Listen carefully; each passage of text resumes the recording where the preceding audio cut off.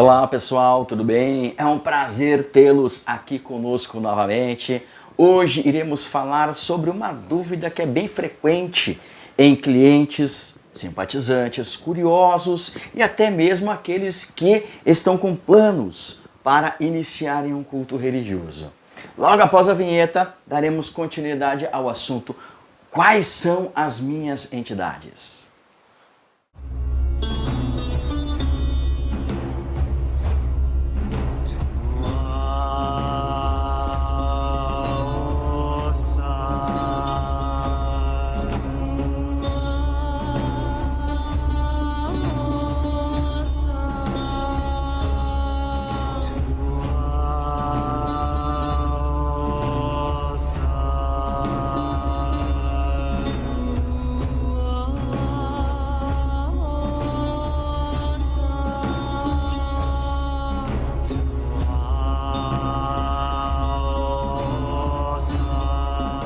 Então, meus amigos, em primeiro lugar, vou deixar aqui comentários que servem mais para clientes, curiosos, simpatizantes e até aqueles que estão começando a ter a ideia de iniciar-se em um culto.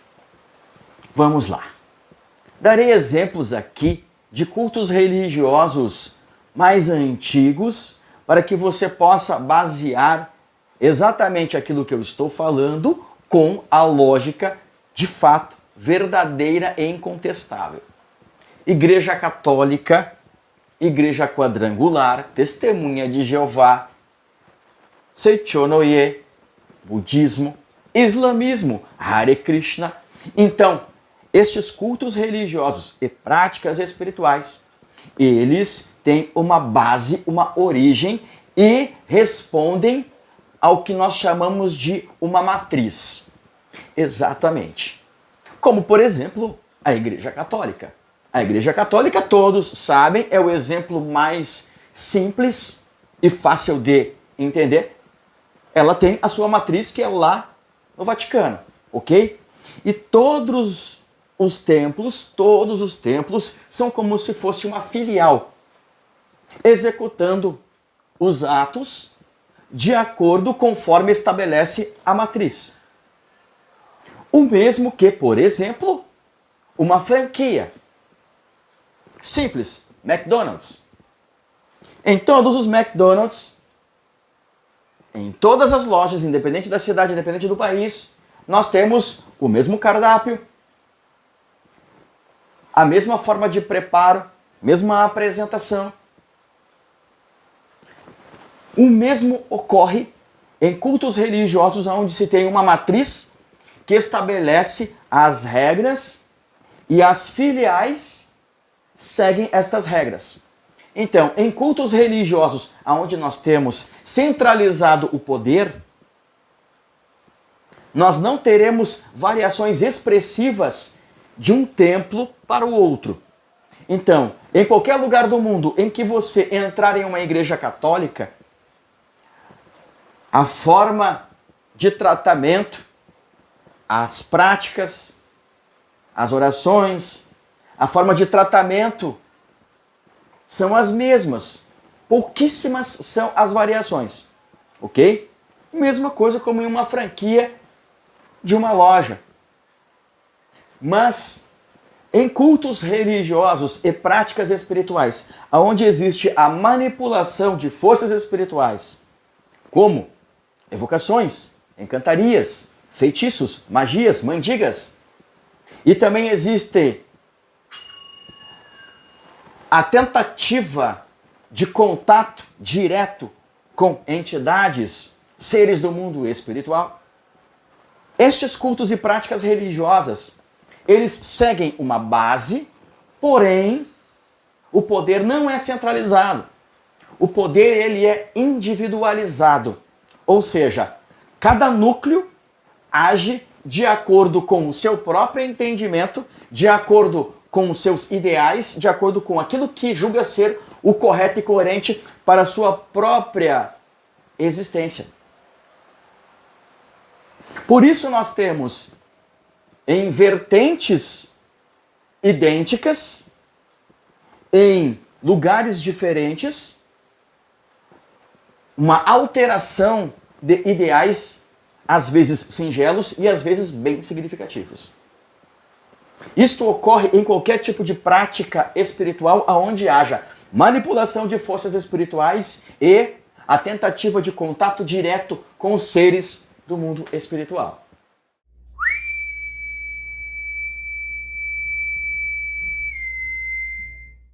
E de repente você pensa, poxa Barão, por que todo esse rodeio para começar a falar de como descobrir quais são as minhas entidades?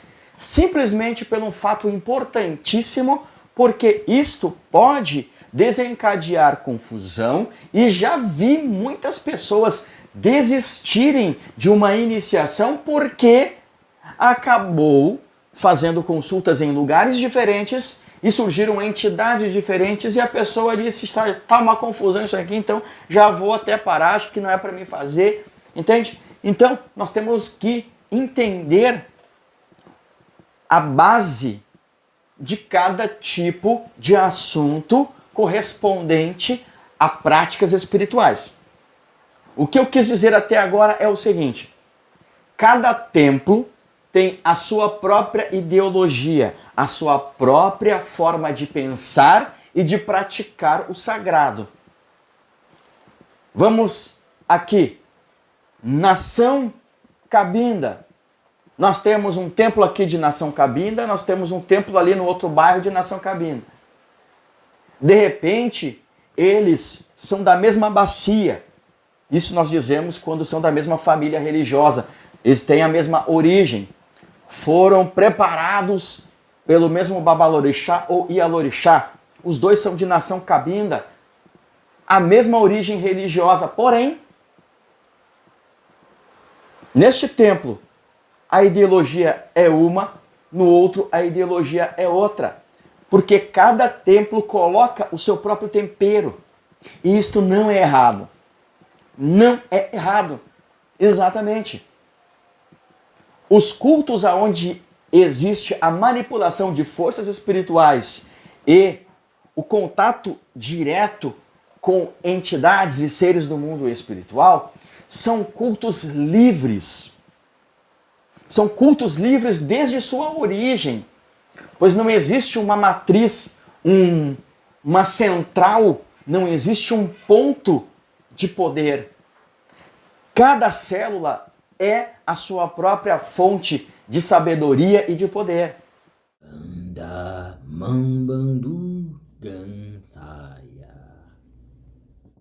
Dependendo do culto religioso em questão, será a forma como você irá descobrir quais são as suas entidades. Vamos dar aqui um exemplo, o candomblé. Para você saber quais são seus orixás, a forma de confirmar é através do jogo de búzios. Seja no candomblé, seja no batuque, que nós chamamos de nação aqui no Rio Grande do Sul, no restante do país e exterior é chamado de batuque. Para confirmar qual é o seu orixá de cabeça e os demais orixás que lhe acompanham, é necessário uma consulta através dos búzios. Os orixás, eles vão responder de forma eficiente e totalmente válida através de búzios. Ah, mas aí tem uma cartomante que ela jogou as cartas ciganas, jogou o tarô e ela informou para mim quais são os meus orixás. Não vou condenar, mas também vou deixar aqui a seguinte ideia. Esta consulta com cartas ciganas, com tarô ou com qualquer outro oráculo aonde a pessoa informou a você seus orixás, esta consulta, ela não teve ali a resposta do próprio orixá. Ela teve sim a mediunidade daquele operador, mediunidade e intuição, daquele que estava operando aquele oráculo, e ele deu uma sugestão de entidade. A confirmação exata de os orixás que lhe acompanham é através do jogo de búzios. Ok? Diferente, por exemplo, da quimbanda. A quimbanda ela não possui um oráculo próprio. orixás possuem oráculos próprios, que são os búzios, seja no candomblé, seja no batuque. Então, devemos respeitar as leis espirituais que regem aquela entidade. Se ela tem um oráculo próprio, específico para ela, então só poderemos dizer que realmente é de fato verdade e confirmado através do jogo de búzios. Mas na quimbanda, a quimbanda ela não tem um oráculo natural específico dela. Nós temos, na atualidade, sim, alguns oráculos de quimbanda que são preparados e feitos na quimbanda. Beleza, mas eu estou aqui me referindo aos oráculos próprios desde o início da tradição do culto àquela entidade. Orixás sempre tiveram, desde sua origem, desde o início ao culto aos orixás, sempre houve o jogo de búzios para confirmação e consultas. Já na quimbanda, para Exus e Pombagiras, os oráculos existentes na atualidade são oráculos que foram agregados, incluídos dentro da quimbanda. Mas é possível também, não apenas nestes oráculos de quimbanda, em outros oráculos, como cartas ciganas, tarô, e às vezes até mesmo em runas, não duvido, é possível você ter uma consulta e verificar quais são suas entidades.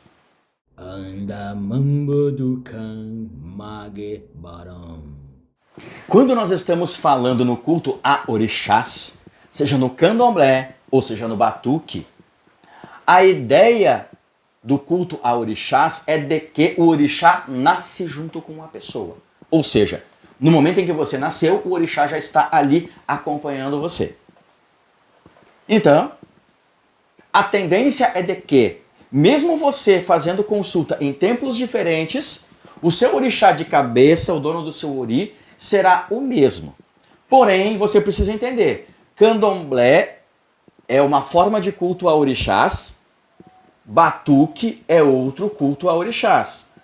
Então você não pode confundir, eu fiz uma consulta com o babalorixá de candomblé, deu o orixá Ossanha, eu fiz uma consulta com o babalorixá de batuque, deu o orixá Oxum.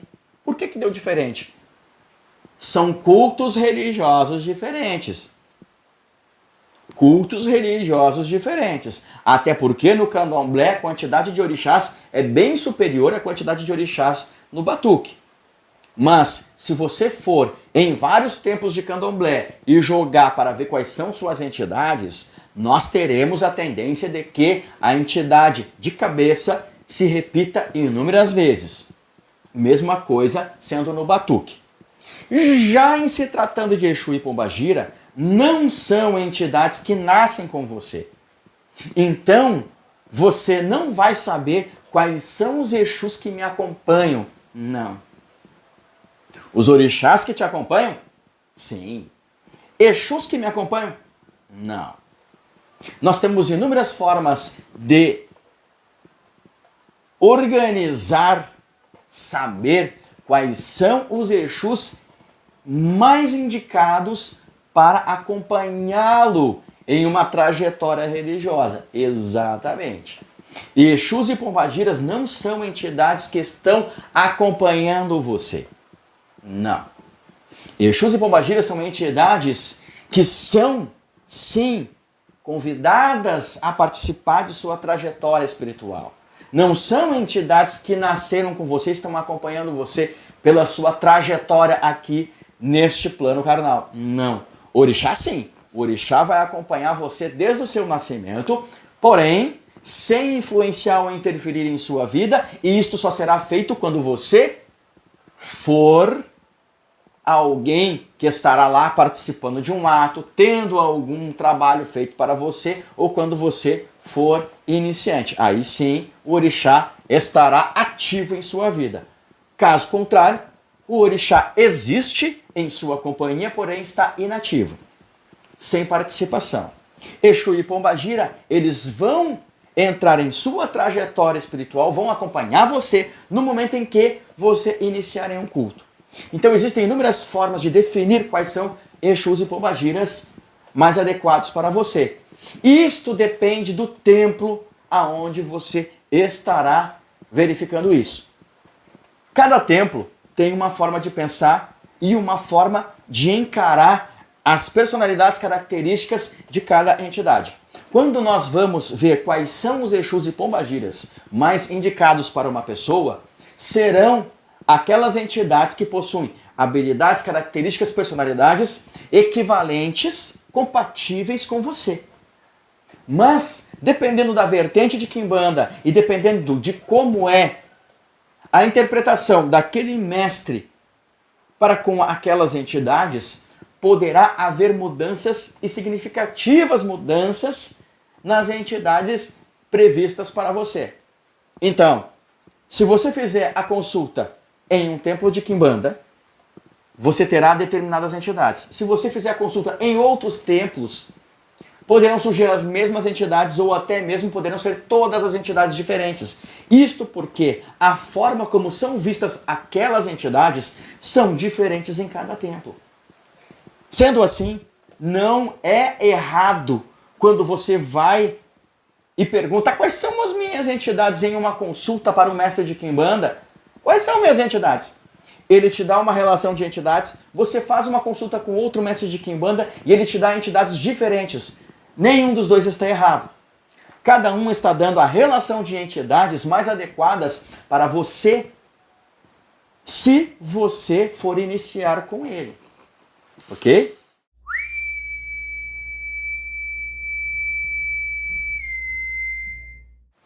Para encerrar a parte de Exus e Pombagiras, vou dar aqui um exemplo bem simples. No Templo do Mário, a entidade Exu Caveira, ela tem determinadas habilidades, características e personalidade. Mas no Templo do Fernando, é a mesma vertente de Quimbanda, porém, a forma como ele entende as características e habilidades de Exu Caveira são diferentes do outro. E, sendo assim, para a sua vida, talvez no templo deste mestre aqui, você tenha Exu Caveira como uma entidade mais indicada para a sua personalidade. Mas, no templo deste outro aqui, Exu Caveira não faz uma grande referência para o que é necessário para a sua vida. Porque cada um deles tem uma forma de interpretar as habilidades e características desta entidade. E, lógico, o culto a esta entidade é um pouco diferenciado em cada um desses cultos. E para você, vai fazer bem as duas respostas. Depende de qual dos dois você vai iniciar. Já na Umbanda, existem duas formas mais básicas de se definir as entidades de uma pessoa. A mais comum é a pessoa estar lá em uma atividade de Umbanda e daqui a pouco ela começa a sentir os fluidos e às vezes até mesmo uma incorporação parcial. Neste momento já se sabe qual é a entidade daquela pessoa. Mas, se isto não ocorre e a pessoa continua frequentando aquele templo, em algum momento ela é convidada para o que nós chamamos aqui no Sul de girar. Vamos girar você, vamos desenvolver as tuas entidades. E aí são cantados pontos para entidades diferentes e quando a pessoa acaba recebendo aquele fluido ou até mesmo uma incorporação parcial, ela acaba tendo definido ali qual é a entidade dela. É raríssimo, raríssimo as umbandas, os dirigentes de umbanda que utilizam oráculos para definir as entidades de seus adeptos. Então, pessoal, nós temos aqui definido o seguinte detalhe. Orixás são entidades que nasceram com você e irão acompanhar você por toda essa trajetória. Serão ativos no momento em que você fizer algo dentro do culto a orixás, um trabalho, uma limpeza, ou no momento em que você iniciar no culto a orixá. Exus, Pombagiras, Caboclo, Preto Velho, estas entidades não nasceram com você. Estas entidades, elas irão começar a acompanhar você de acordo com estímulos que o templo e o mestre estará dando a elas. Aí, partindo deste momento, sim, elas criarão vínculo com o seu destino e irão acompanhar você. Anda Mambadu Gansaya. E agora vamos um pouquinho mais longe. Nós temos deuses egípcios e deuses hindus. Estes também não nascem com você. A qualquer momento em sua trajetória de vida, você pode se tornar devoto de uma divindade como esta, sem perder as chances de ter bons resultados em sua vida sendo devoto de uma destas divindades. Através de oráculos também é possível verificar qual a divindade egípcia ou hindu é aquela que possui habilidades, características, personalidades mais compatíveis com a sua existência e assim melhorar um pouco mais a afinidade, a harmonia do culto a esta divindade e melhorar um pouco mais as chances de resultados. Nós temos também anjos da guarda e demônios da guarda. Estes, sim, são estipulados desde o momento em que você nasce. Anjo da guarda, muito fácil. Através de sua data de nascimento, você já pode verificar qual é o anjo da guarda. Demônio da guarda, nós temos duas formas de interpretar isso. A mais corriqueira, a mais popular, é também através da data de nascimento. Estudiosos e magos podem responder isso com facilidade. Mas, em meu culto religioso, na magia cerimonial, no que eu aprendi, é interessante, mesmo verificando sobre a data de nascimento, é interessante a confirmação através de consulta para o demônio da guarda. Porque em nossa ideologia, o demônio da guarda, ele pode recusar-se a seguir o seu destino. Exatamente. Em nossa ideologia, no momento do seu nascimento, é ali entregue a você o anjo da guarda. O anjo da guarda simplesmente vai abraçar, seguir adiante. O demônio da guarda, por ter uma personalidade totalmente diferente, ele pode negar-se a seguir no seu destino. E isto iria fazer com que houvesse uma troca de demônio. Por inúmeros motivos, ele pode se negar a seguir o seu destino. Ele é livre para isso.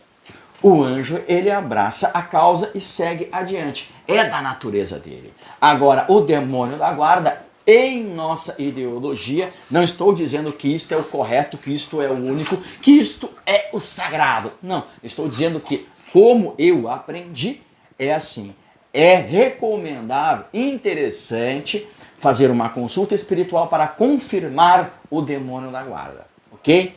Pessoal, o recado de hoje é esse. Espero que tenham gostado. Muito obrigado pela companhia de vocês. E fica aqui o meu fraterno abraço. Anda Mambadu Kan Mage Baram.